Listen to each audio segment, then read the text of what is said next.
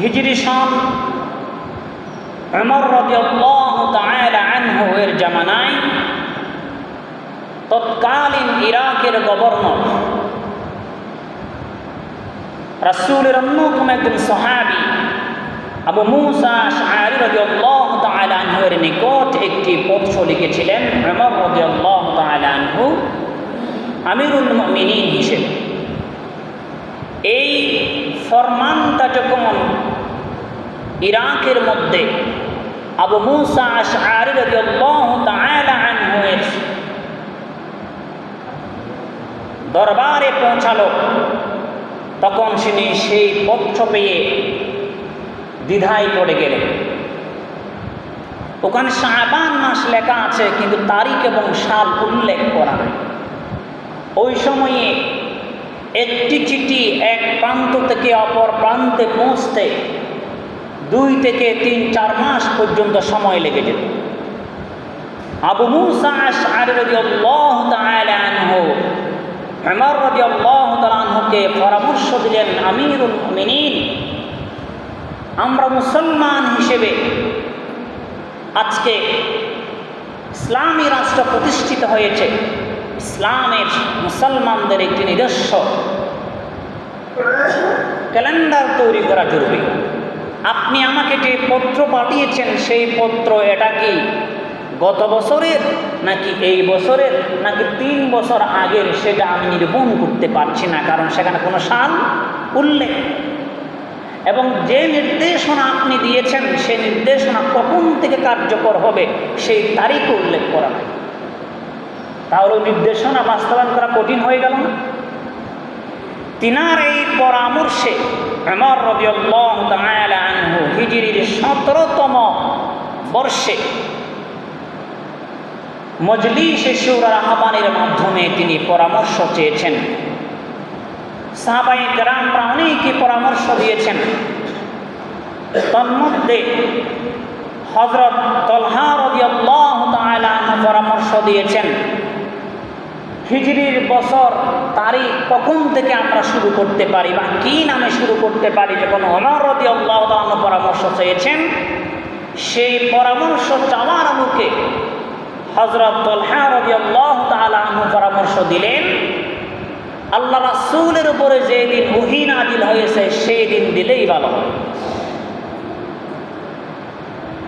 এরপরে আরেকজন সাহাবী সাদ ইবনে আবি ওয়াক্কাস রাদিয়াল্লাহু তাআলা আনহু পরামর্শ দিয়েছেন, আল্লাহ রাসূল যেদিন এই পৃথিবীর জমিনে আগমন করেছেন সেই দিন থেকেই হিজরি সন বা গণনা শুরু করলে ভালো হয়, ইসলামিক ক্যালেন্ডার চালু করলে ভালো হয়।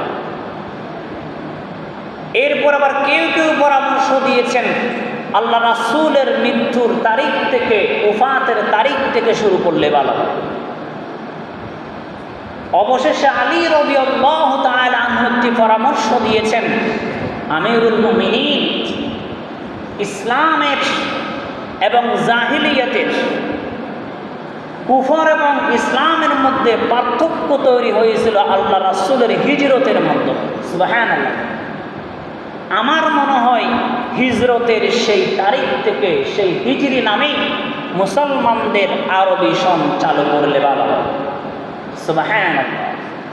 উমর রাদিয়াল্লাহু তাআলা আনহু বললেন, আমার কাছে আলী রাদিয়াল্লাহু তাআলা আনহু যে পরামর্শ দিয়েছেন সেটি আমার কাছে খুবই পছন্দ এবং ভালো লেগেছে। অন্যান্য সাহাবায়ে কেরামরা বলেন, আসলেই তো, যদিও ইসলামের দাওয়াত আগে থেকেই দেওয়া হয়েছে, কিন্তু ইসলাম এবং কুফর এর মধ্যে স্পষ্ট হয়ে গিয়েছিল হিজরতের সময়। ইসলামের দাওয়াত দেওয়ার কারণে মুসলমানদেরকে স্বয়ং আল্লাহ রাসূলকে নিজের জন্মভূমি থেকে হিজরত করে মদিনায় চলে যেতে হয়েছে। সকলের পরামর্শক্রমে সেই হিজরি নামে সন চালু করার জন্য সিদ্ধান্ত গৃহীত হলো। সেই সময় হিসেব করে দেখেন অলরেডি আল্লাহ রাসূল হিজরতের 17টি বছর অতিবাহিত হয়ে গিয়েছে। ওই তারিখ থেকে হিসেব করে ওই 17তম হিজরিতে সিদ্ধান্ত গ্রহণ করা হয় হিজরি নামেই মুসলমানদের স্বকীয় যেই ক্যালেন্ডার, ইসলামী দিন পঞ্জিকা শুরু হবে, সেই শুরুর প্রথম তারিখটি ছিল 622 খ্রিস্টাব্দ 16 জুলাই। সুবহান, অর্থাৎ পহেলা মুহররম। পহেলা মুহররম, পহেলা মুহররম, পহেলা কি সন, হিজরি সন। ওই সময়ের যেই খ্রিস্টীয় সন চালু আছে আমাদের দেশে, সেটা তখনও চালু ছিল। সেই খ্রিস্টীয় সনের তারিখ ছিল তখন 622 খ্রিস্টাব্দ 16 জুলাই।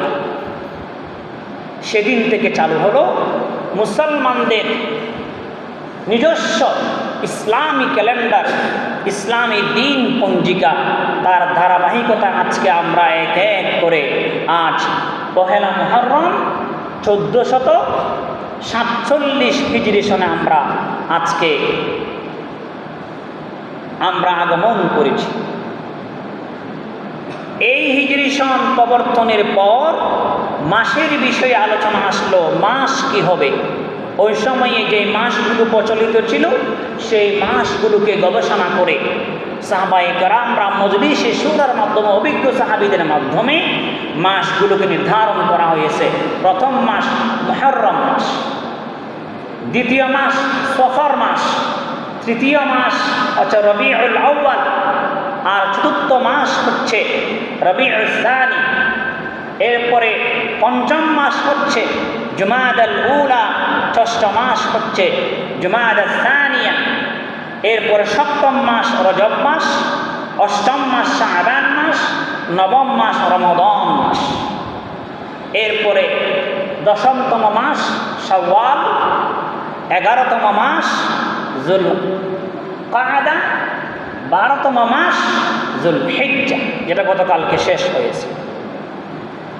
এখন এই মাসগুলো নিয়ে গবেষণার পরে প্রশ্ন আসলো, এখন দিন কি হতে পারে। ওই সময়ে দিনের একটি নাম ছিল প্রাচীন আরবে। আমরা এখন শনিবার, রবিবার, সোমবার গণনা করি না, বাংলায় আমরা স্যাটারডে, সানডে আমরা ইংলিশে গণনা করি। ওই সময়ে আরবিতে, প্রাচীন আরবে নাম ছিল শিআর, আউয়াল, আহওয়ান, জুবার, দুবার, মুনিস, উরুবা। 7 দিনের নাম। কি কি বললাম? শিআর, এরপরে আউয়াল, এরপরে আহওয়ান, এরপরের দিনের নাম হচ্ছে জুবার, দুবার, মুনিস এবং উরুবা। এগুলো প্রাচীন আরবে, আরব যেগুলো কবি ছিল, কবিদের কাব্যিক লেখনীতে সেগুলো পাওয়া যায়। আধুনিক আরবিতে ওই সময়ে নামকরণ করা হয়েছে 7 দিনের নাম। প্রথম দিন হচ্ছে ইয়ামুস সাbt বা শনিবার। ইয়ামুস সাbt, শনিবার। শনিবার নিয়ে বাইবেলে একটি বর্ণনা আছে, সেটা এখনো পর্যন্ত খ্রিস্টানরা সেটা মেনে চলে। আমরা মানলে আবার সেটা গুনাহ হবে। ওনারা বাইবেলের মধ্যে একটি শ্লোক রয়েছে, সেখানে বলা আছে আল্লাহ রাব্বুল আলামিন পুরো পৃথিবীকে 6 দিনে সৃষ্টি করেছেন। একথা কিন্তু কোরআনেও আছে, আছে কি নাই? কোরআনেও একথা রয়েছে। আল্লাহ রাব্বুল আলামিন 6 দিনে এই পৃথিবী সৃষ্টি করে ক্লান্ত হয়ে গেছেন, একটু বিশ্রাম নিয়েছেন। ওই বিশ্রামের দিনের সময় ছিল ইয়ামুস সাbt। নাউজুবিল্লাহ বলেন। আল্লাহর কি বিশ্রাম নেওয়া লাগে? আমাদের কিন্তু বিশ্রাম নেওয়া লাগে। আল্লাহর কোনো বিশ্রাম, লা তাখুযুহু সিনাতুন ওয়ালা নাওম। বিশ্রাম দূরের কথা, আল্লাহর কাছে কোনো তন্দ্রাও আসে না, নিদ্রাও আসে না। সুবহানাল্লাহ, হাইয়ুল কাইয়ুম। এই ধারণা, ওখান থেকেই তারা বলল আল্লাহ যেহেতু শনিবার দিন বিশ্রাম নিয়েছেন, আমরা আল্লাহর সৃষ্টি হিসেবে শনিবার দিন ছুটির দিন, বিশ্রামের দিন ঘোষণা করলাম। নাউজুবিল্লাহ বলেন।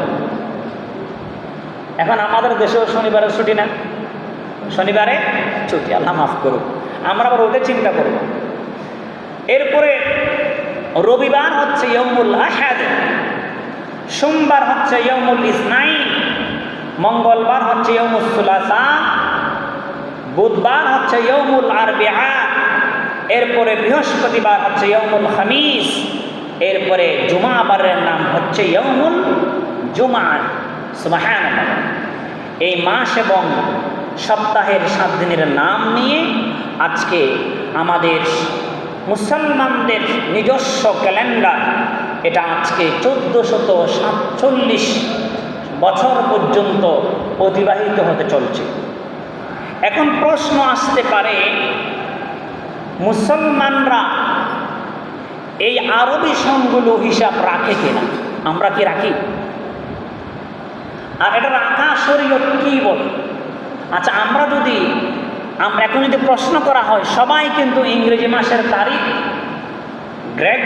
গ্রেগরিয়ান যেই ক্যালেন্ডার, খ্রিস্টীয় যে ক্যালেন্ডার, সেই ক্যালেন্ডারের তারিখ মাস আজকে কয় তারিখ?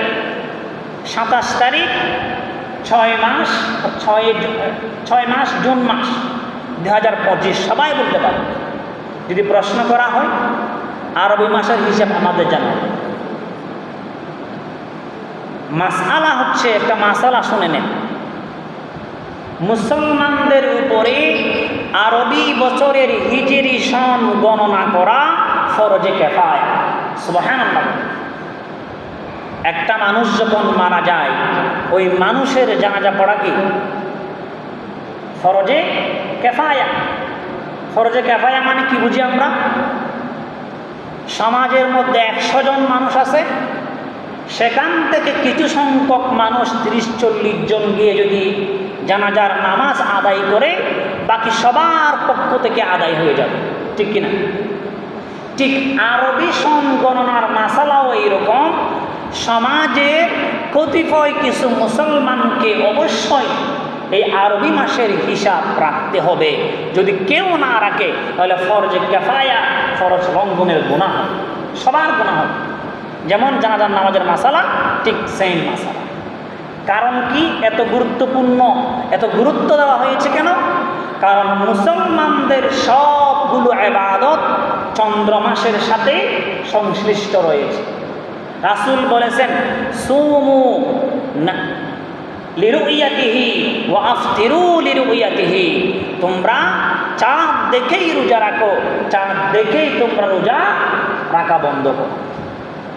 যদি কেউ চাঁদ না দেখেন, তাহলে আশুরা, আমরা সবাই কিন্তু আশুরা, রবিউল আউয়াল, লাইলাতুল কদর, এগুলো আমরা হিসাব করি না। এগুলো যদি কেউ হিসাব না রাখে, কোনো হিসাব থাকবে? যদি হিসাব না করেন, তাহলে রোজার মাসের চাঁদ উঠে গেল, আপনি দেখেন নাই, কেউ দেখেন নাই, তাহলে একটা রোজা কি হয়ে যাবে? মিস হয়ে যাবে না? সবার গুনাহ হবে। এবং হজের দিন গুরুত্বপূর্ণ দিন, ঈদের দিন গুরুত্বপূর্ণ দিন, ওই দিনে যদি কেউ হিসাব না রাখে, আর এই বছরের হিসাবটা, চন্দ্র মাসের হিসাবটা, তাহলে সবাই গুনাহগার হবে। ঈদের নামাজ একদিন পরেও হতে পারে, আগেও হয়ে যেতে পারে। এজন্য হিসাব রাখা মাসালা কি? ফরজে কিফায়া। এখন প্রশ্ন হচ্ছে, আরবি যেই মাস বা ইসলামী যেই সন, হিজরি সন, এই হিজরি সনটা হয় 354 দিনে। 300 কত দিনে? 54 দিনে। আবার বর্তমান যে খ্রিস্টীয় সন চালু রয়েছে, এটা হয় 365 দিনে 1 বছর হয়। 365 দিনে 1 বছর হয়। কিন্তু মুসলমানদের যে হিজরি সন, এই হিজরি সনটা হয় 354 দিনে। 354 দিন প্লাস 8 থেকে 20 ঘন্টা একটা সময় থেকে যায়। তাহলে আমরা বুঝতে পারলাম 11 দিনের পার্থক্য রয়েছে। কয় দিনের? 11 দিনের। খ্রিস্টীয় যে সন, সেই সনের সাথে মুসলমানদের যে হিজরি সন, সেটার সাথে বছরে কয় দিনের পার্থক্য আছে? 11 দিনের পার্থক্য আছে। অর্থাৎ 33টি চন্দ্রবর্ষ সমান 32টি সৌরবর্ষ। কথা ভালো করে বুঝিয়ে।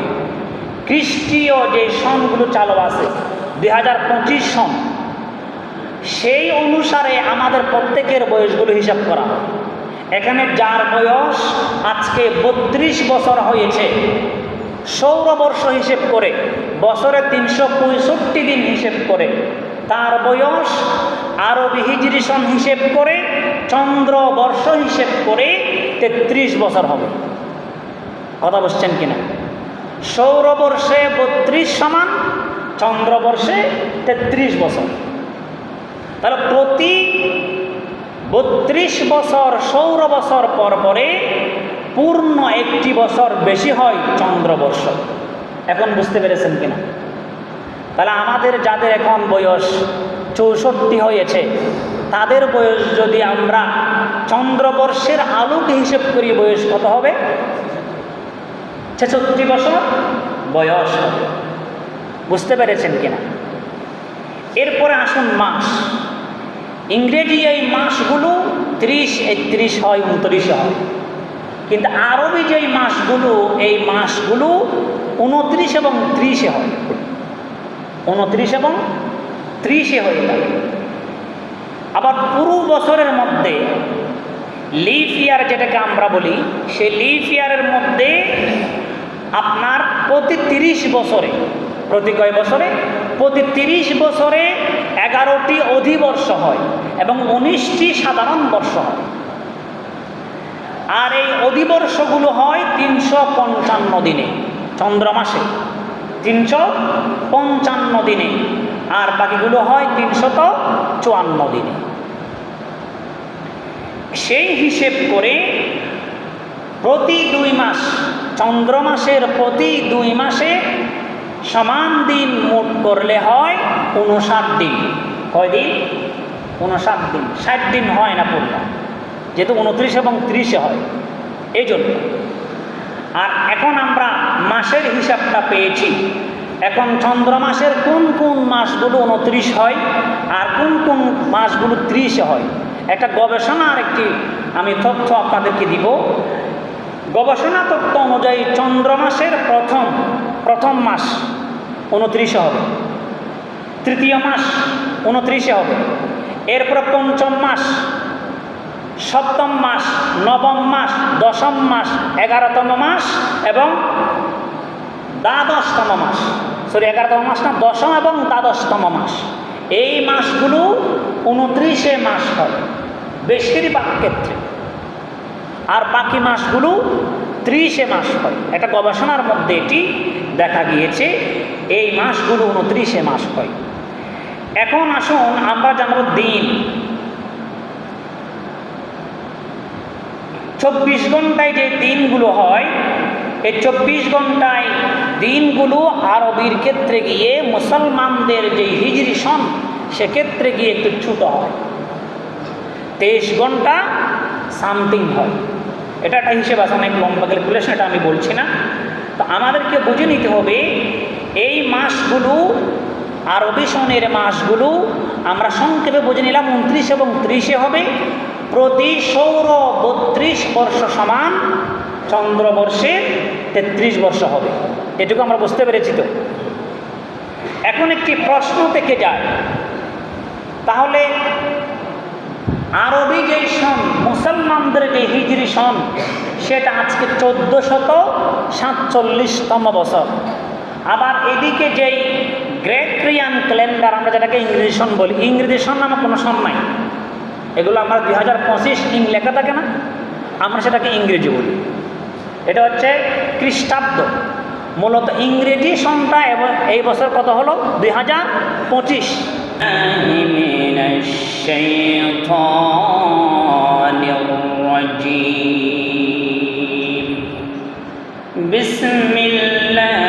বিসমিল্লাহির রহমানির রহিম। ইন্না ইদ্দাতাশ শুহুরি ইনদাল্লাহি 12 শাহরা ফি কিতাবিল্লাহি ইয়াওমা খালাকাস সামাওয়াতি ওয়াল আরদ মিনহা আরবাআতুন হুরুম وقال